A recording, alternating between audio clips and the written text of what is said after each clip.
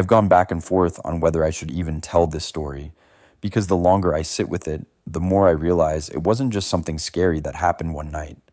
It was something that changed the way I think about being alone. Not the dramatic kind of alone where you're lost in the woods or stranded somewhere far from help. I mean the normal, everyday kind of alone. The kind you don't think twice about. Because before this happened, I loved being by myself. I'm the kind of person who actually enjoyed quiet houses, rainy nights, and empty rooms. I used to think there was something comforting about knowing nothing else was around. After that night, that feeling never fully came back. This happened a few years ago, and even now, there are details I can't explain without feeling stupid for saying them out loud. But I know what I heard, I know what I saw, and I know the moment when my brain finally accepted that something was wrong, even though it desperately tried to explain it away. It was a rainy night, the kind of rain that feels heavier than normal, not loud enough to be a storm, but steady and relentless, like it's trying to soak through everything. I was 26 at the time and living alone in a small rental house just outside a quiet suburban neighborhood. It wasn't old or creepy, just one of those plain houses built in the late 90s. Beige siding, small front porch, narrow backyard. Nothing about it ever made me uneasy before. That night, I remember feeling almost relaxed. I'd had a long week at work, and I was actually looking forward to being home with no plans. I ordered takeout, kicked off my shoes, and let the sound of the rain fill the house. It was late fall, so it got dark early, and by around 7, the windows were already black mirrors reflecting the inside of the house. I ate on the couch, half watching something on TV, half scrolling through my phone. The rain kept picking up, tapping against the windows and roof in uneven rhythms. Sometime around 9, the power flickered for a second. Not enough to shut anything off, just enough to notice. I remember glancing toward the kitchen light and thinking nothing of it. Power flickers happen sometimes during heavier rain. Around 10, I turned everything off and headed to bed. My bedroom was at the end of a short hallway, with the bathroom across from it and a small laundry closet just before the bedroom door. I left a small lamp on in the living room, more out of habit than fear. The rain was still steady, and it actually helped me fall asleep. I don't know exactly how long I'd been asleep when something pulled me out of it. At first, I couldn't tell what it was. I was in that half-awake state where your body is still heavy and your thoughts feel slow. I lay there listening, trying to separate dream sounds from real ones. The rain was still there, but underneath it was something else. A faint, irregular noise. It sounded like a soft thud, followed by a pause, then another. At first, my brain labeled it as a branch hitting the side of the house or maybe something falling over outside. I checked my phone. It was 2:17 a.m.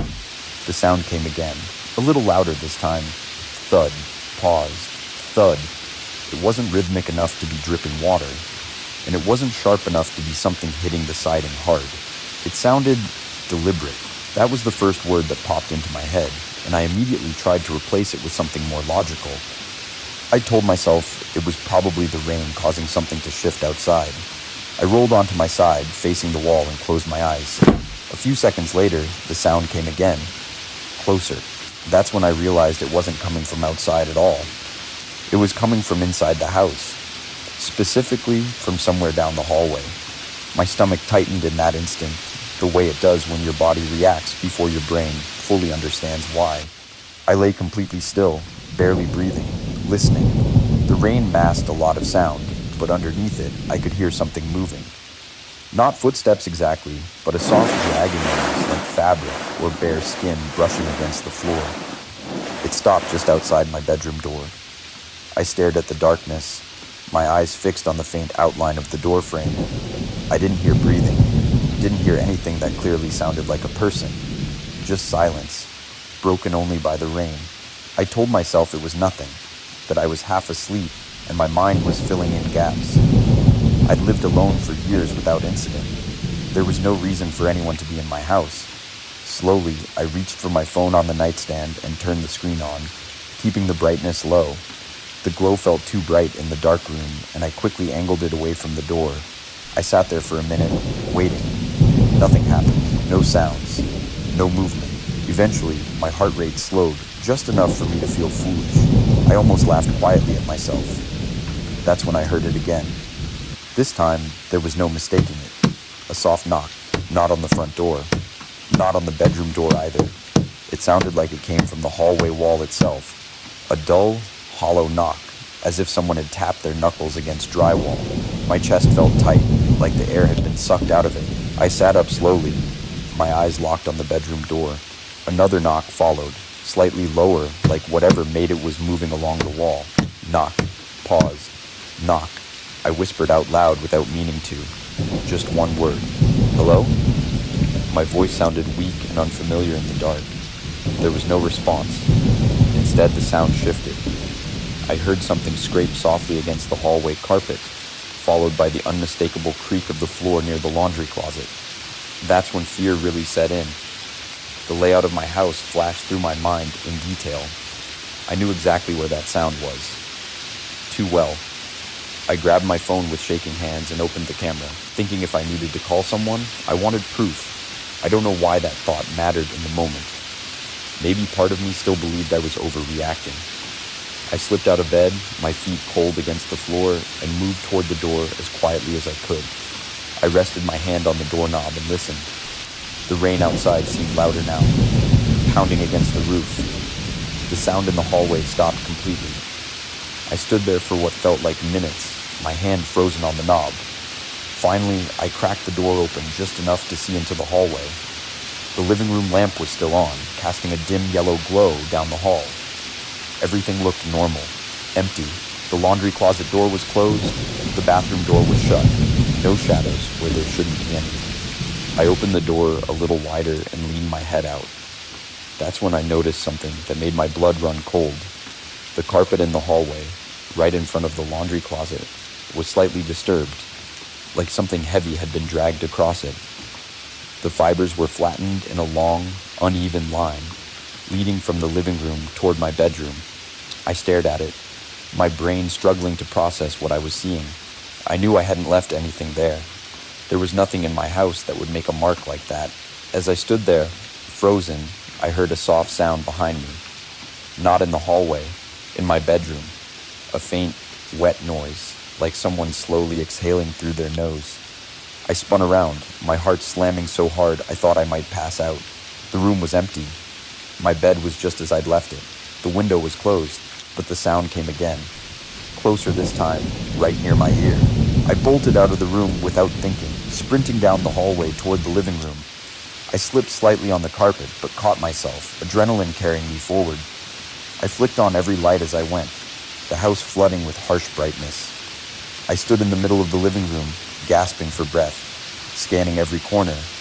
Nothing. No one. The house was exactly how it always was. Too normal. That almost made it worse. I grabbed my keys and wallet, my hands shaking so badly I dropped them twice, and ran out the front door into the rain. I didn't even bother locking it.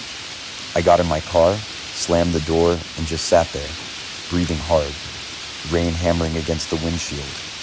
I called my brother first, then a friend, then finally the police, when neither answered right away. I don't even remember what I said to the dispatcher, only that my voice sounded panicked and distant to my own ears. When the police arrived, they searched the house thoroughly. Doors, windows, closets, attic access. Nothing was disturbed. No signs of forced entry. No footprints, no fingerprints. Nothing. They asked if I might have been dreaming, if I'd taken anything, if I'd been stressed lately. I answered their questions numbly, feeling embarrassed and frustrated. They left after about 30 minutes, clearly unconcerned. I didn't go back inside that night. I drove to my brother's place and slept on his couch with all the lights on. The next day, in the daylight, the house looked even more harmless.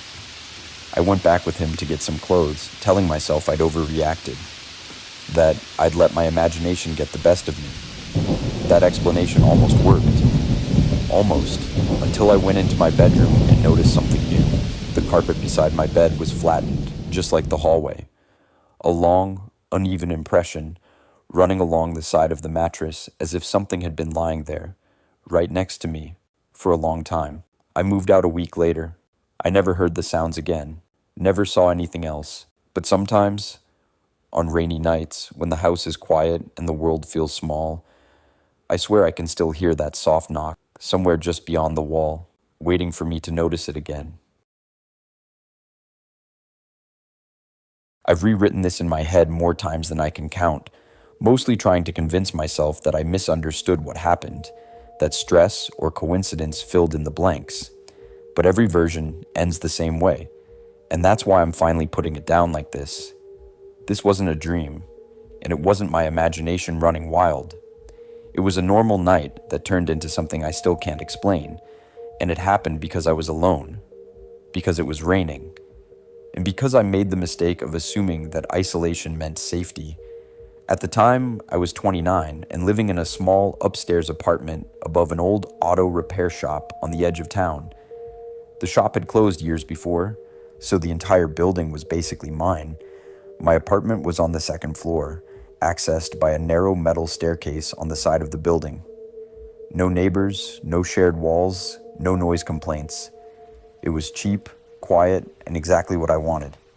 I worked nights from home, so my schedule was already a little off for most people. Rainy nights were my favorite. They made the world feel distant, like I was sealed off from everything else. That night started the same way. Heavy rain, steady and cold, tapping against the windows and drumming on the rusted metal roof below my floor. I remember making coffee around midnight, even though I knew I shouldn't, just because I liked the routine. The lights in the apartment were dim, mostly lamps, and the rain made the shadows feel softer instead of threatening. Around 1 a.m, I finished what I was working on and shut my laptop. I stretched, glanced out the window, and noticed how empty the street looked. No cars, no people, just rain pooling under the streetlight and flowing along the curb. That's when I saw the first thing that didn't make sense. The staircase light was on. That light was on a motion sensor, and it only stayed lit for about a minute when someone walked past it. I hadn't used the stairs in hours. I stood there watching it, waiting for it to shut off. It didn't. It stayed on, buzzing faintly, illuminating the wet steps. I told myself it was probably glitching because of the rain. Old wiring, old building. That explanation satisfied me enough to pull the blinds closed and head to the bathroom to get ready for bed. While I was brushing my teeth, I heard a sound that made me stop mid-motion. It was faint, almost lost under the rain, but it was distinct. A metallic clink, followed by a soft scrape. It sounded like someone touching the handrail on the stairs.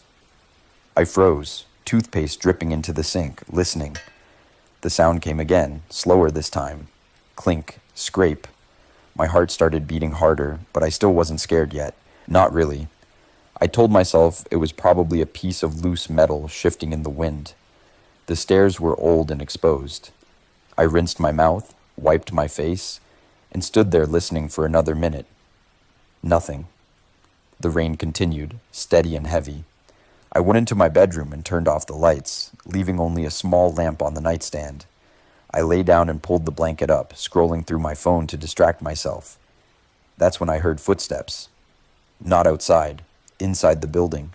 Slow, deliberate steps on metal. Someone was climbing the stairs. Each step was careful, spaced out, like whoever it was didn't want to make noise. My stomach tightened instantly. I sat up in bed, phone clutched in my hand, listening. Step, pause, step, pause. The sound grew closer until it stopped right outside my apartment door. I held my breath, staring at the door in the dim light. I could hear the rain louder now, pounding against the roof, but underneath it was another sound. Breathing. Shallow, uneven breathing, right on the other side of the door.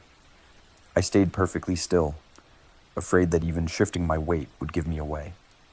After a few seconds, the breathing stopped. Then came a soft sound, like fingertips brushing against the door frame. My pulse was so loud in my ears I was sure it could be heard through the door. I waited for a knock, for the handle to turn, for something definitive. Instead, there was a slow drag along the door from top to bottom, like someone running their nails or something hard along the wood. The sound made my skin crawl. I grabbed my phone and quietly dialed 911, keeping the screen turned away from the door. As it rang, the sound stopped abruptly. Silence. The dispatcher answered, and I whispered, explaining that someone was outside my apartment door. As I spoke, I heard movement again, but this time it was retreating. Slow steps moving away from the door, back down the stairs. I stayed on the line, watching the door, my whole body tense. The dispatcher told me officers were on the way and to stay inside, stay quiet. After a minute or two, the staircase light flicked off, plunging the outside into darkness. I thought that was the end of it. The police arrived about 15 minutes later. They searched the stairs, the area around the building, and the empty shop below. No one was there. No signs of forced entry. No footprints on the stairs, even though they were wet. The officers were polite, but clearly skeptical. One of them suggested maybe someone had taken shelter from the rain and left when they realized the building was occupied. That explanation didn't sit right with me, but I nodded anyway. After they left, I tried to sleep, telling myself the worst was over. I must have drifted off eventually, because the next thing I remember is waking up to complete silence. The rain had stopped. The sudden quiet felt wrong, like the world had been muted. I checked my phone. 3:42 a.m. I was just starting to relax when I heard it. A sound inside my apartment. Not footsteps this time. A soft, rhythmic tapping. Tap, tap, tap. It was coming from the living room. My bedroom door was open, and I could see the dark outline of the couch and coffee table beyond it. The tapping continued, slow and steady, like someone knocking on glass. I listened, frozen, trying to pinpoint the source. Tap, tap, tap. Then I realized what it was. Someone was tapping on the inside of my window. My blood ran cold. The windows were on the second floor. There was no balcony, no fire escape, nothing anyone could stand on. I slowly slid out of bed and crept toward the living room, my heart pounding so hard it made me dizzy. The tapping stopped as soon as I moved. I stood there in the doorway, staring at the window. The blinds were partially open, just enough to let in the faint glow of the streetlight. I took another step forward. That's when the tapping resumed, faster now. Tap, tap, tap, tap. I could see a shape through the glass, distorted by the reflection and the darkness. Something pressed close to the window, blocking the light. I stumbled backward, nearly falling, and the tapping stopped instantly. Then came the sound of breathing again, this time muffled, like someone exhaling against the glass. I ran to the kitchen, grabbed the biggest knife I could find, and backed myself into the corner, keeping my eyes on the window. I don't know how long I stood there, shaking, waiting for something to happen. Eventually, the shape moved away, the light returned, and the window was empty. I didn't wait for anything else. I grabbed my keys, bolted out the door, and ran down the stairs, not caring how loud I was. I drove to a friend's house and stayed there until morning. When I went back later that day with two friends, we checked everything. The window was intact. No marks, no cracks, no signs that anyone had been there. But when I looked closely at the glass, I noticed faint smudges at about face level. Long, uneven streaks, like something had been pressed against it for a long time. I moved out a month later. I never found out who or what was on those stairs that night. But I don't live alone anymore. And whenever it rains at night, I make sure every window is covered, because I still can't shake the feeling that something out there remembers where I used to live and knows I noticed it. I've hesitated to share this for a long time, mostly because I still don't know how to explain what happened without sounding like I'm exaggerating or leaving things out.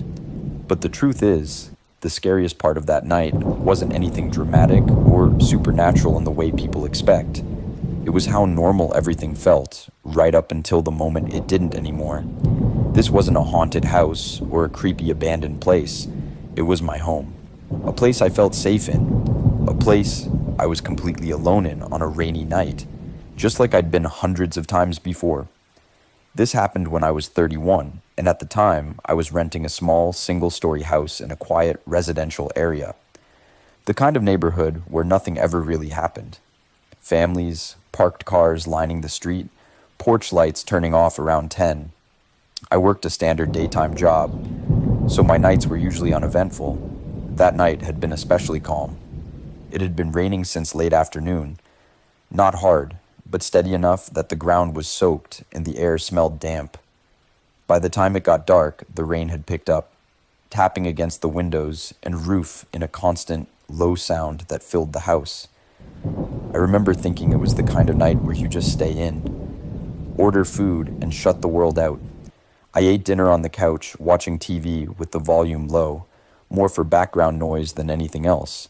Outside, the street was empty, the rain reflecting the glow of the streetlights. Around 11, I locked the front door, checked the back door like I always did, and turned off most of the lights. I left one lamp on in the living room and another small one in the bedroom. The house felt quiet and still, but not in a bad way, just peaceful. I went to bed a little after midnight, listening to the rain and scrolling on my phone until my eyes got heavy. I don't know exactly when I fell asleep, but I woke up suddenly with that sharp feeling you get when something pulls you out of a dream too fast. For a few seconds, I didn't know why I was awake. The room was dark except for the faint glow of the lamp, and the rain was still falling outside. Then I heard it, a sound that didn't belong. It was faint, almost lost under the rain, but once I noticed it, I couldn't unhear it. A soft clicking noise coming from somewhere in the house. Click, pause, click. It reminded me of the sound a door makes when it's not fully latched and someone gently presses against it. My first thought was the wind. Old houses make noise, especially in the rain. I rolled onto my side, facing away from the door, and tried to ignore it. The sound came again, closer this time. Click, click, pause. My stomach tightened. I opened my eyes and stared at the wall, listening. The sound stopped. For a moment, there was nothing but the rain. I was just starting to relax when I heard something else. Footsteps. Slow, careful footsteps, moving across the floor. They weren't heavy, but they weren't subtle either. Whoever was making them wasn't trying very hard to hide. The steps moved from the living room toward the hallway. My heart started pounding so hard I could feel it in my throat. I told myself it had to be my imagination, that I was half asleep and my brain was filling in sounds. But then the footsteps stopped right outside my bedroom door. I held my breath, staring at the door, waiting for the handle to turn. It didn't. Instead, I heard a soft sound, like fabric brushing against the door. Something pressed lightly against it, just enough to make the wood creak. I reached for my phone on the nightstand, my hands shaking. The screen felt blindingly bright in the dark, and I quickly turned the brightness down. I checked the time. 2:06 a.m. I didn't move. I didn't make a sound. I just listened. Whatever was outside the door stayed there, completely still. The silence stretched on, broken only by the rain outside. After what felt like several minutes, I heard the footsteps again, moving away from the door and back down the hallway. I exhaled slowly, trying to calm myself. I told myself it had to be the house settling, or maybe the rain causing something to shift. I almost convinced myself it was nothing. Almost. Then I heard the back door. A soft creak, followed by that same clicking sound. My blood ran cold. I knew that sound. It was the sound of the back door handle being turned slowly. I sat up in bed, my whole body tense, listening as the handle turned again. Click. Pause. Click. Whoever it was seemed to be testing it, gently, like they didn't want to make noise. I grabbed my phone and quietly dialed 911, holding it close to my chest. As it rang, the sound stopped. The dispatcher answered, and I whispered, telling her someone was trying to get into my house. She asked me where I was, if I was alone, if the door was locked. I answered as quietly as I could. As I was speaking, I heard the footsteps again, this time closer, faster. They moved from the back of the house toward the living room. I could hear the floor creaking under the weight of someone walking across it. The dispatcher told me officers were on the way and to stay where I was. I didn't argue. I stayed in bed, phone pressed to my ear, staring at the bedroom door. The footsteps stopped again, this time just outside my room. I could hear breathing now. Slow, uneven breathing, like someone was trying to control it. The door handle rattled slightly, just once. I felt like my heart was going to explode. I whispered into the phone that whoever it was at my door. The dispatcher told me to stay calm, that help was close. Then the breathing stopped. The handle didn't move again. After a few seconds, I heard the footsteps retreat, moving quickly back down the hallway.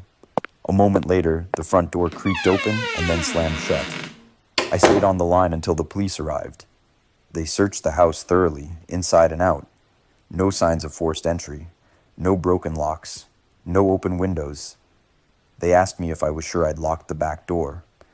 I was. I always locked it. They suggested maybe I'd been dreaming, or that someone had knocked and run off. I knew that wasn't true, but I didn't argue. They left after about half an hour. I didn't sleep at all after that. I sat on the couch with all the lights on until morning. When the sun came up, the house looked normal. Too normal. I walked through every room, checking everything. That's when I noticed something that made my stomach drop. The back door was locked, just like I remembered, but on the inside of the door, near the handle, there were faint smudges, long, uneven marks, like someone had pressed their fingers there repeatedly. They weren't there before. I wiped them away with a paper towel, my hands shaking. I moved out 2 weeks later. I told myself I was being paranoid, but I couldn't shake the feeling that if I stayed, whatever had come into my house that night would come back.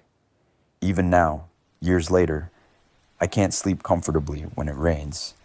Every creak, every click, every soft sound makes my heart race, because I know how quickly a normal night can turn into something else, and how being alone doesn't always mean you're the only one there.